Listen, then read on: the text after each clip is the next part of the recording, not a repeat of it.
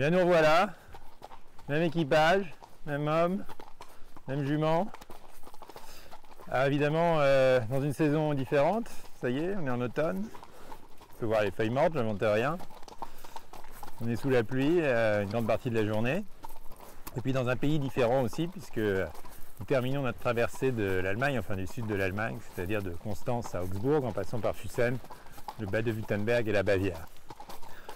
Alors, d'abord la Bavière, c'est splendide, c'est une carte postale permanente, avec des vaches et des petites cloches, avec des forêts, des vallons, des ruisseaux, des maisons typiques.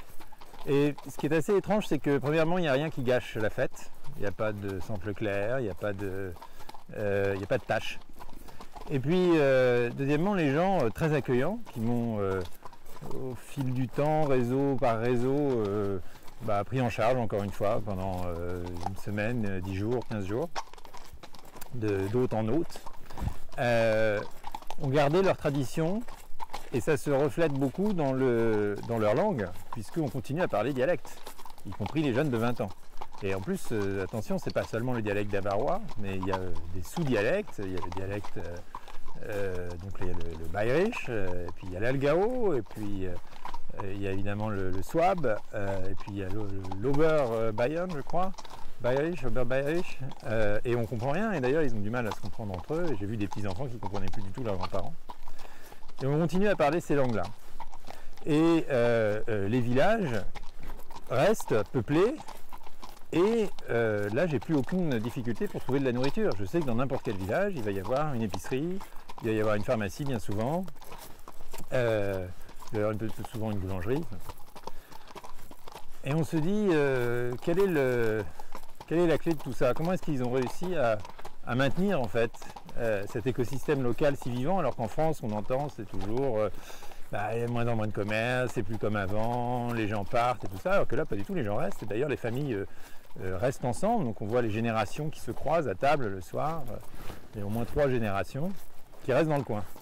Et le secret de tout ça, c'est ce qu'on appelle souvent, et c'est banal de le dire, mais enfin je l'ai vraiment vu, c'est le Mittelstand. Et le Mittelstand, c'est le fait qu'il y a des petites entreprises partout.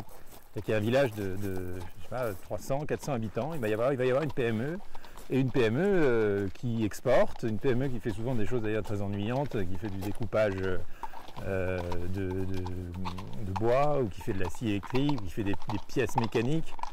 Et en fait, quand vous êtes à la ferme le soir, vous apercevez que en plus d'avoir un petit élevage, eh bien, le père est ingénieur et les deux enfants sont techniciens ou ouvriers, mais ouvriers qualifiés, et qui travaillent dans l'usine du coin. Et donc il y a du travail juste à côté, à 5 km, à 10 km.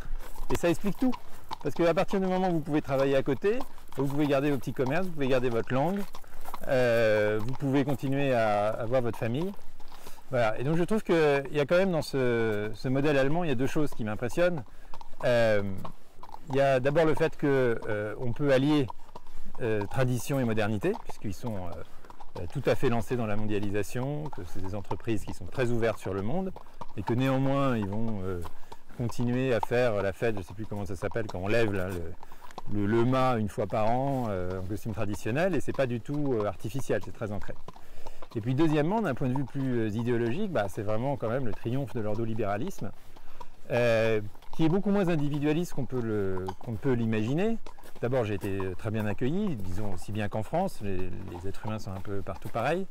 Mais il y a autre chose, il y a un attachement un peu moins strict à la propriété privée. Ça se matérialise beaucoup dans les chemins. Les chemins en Bavière sont quasiment tous ouverts. Dans une forêt comme ça en France, il y aurait partout propriété privée, défense d'entrée. Alors qu'ici, je crois que c'est une loi qui veut ça. La plupart des chemins, même si c'est des forêts privées, sont ouverts à la circulation. Ce sont des communs. Et ça marche assez bien, et on se demande vraiment pourquoi est-ce qu'on a besoin en Sologne d'avoir des domaines de 800 hectares de forêt clôturés avec des barbelés et puis des panneaux de défense d'entrée tir à vue, piège, comme j'ai vu. Voilà, donc il y a ce mélange d'ordolibéralisme et d'attachement au commun qui fonctionne. C'est pas pareil dans toute l'Allemagne bien sûr, mais ce modèle économique, social et culturel du sud de l'Allemagne, je ne le connaissais pas et je l'ai trouvé très séduisant. Voilà, tchuss.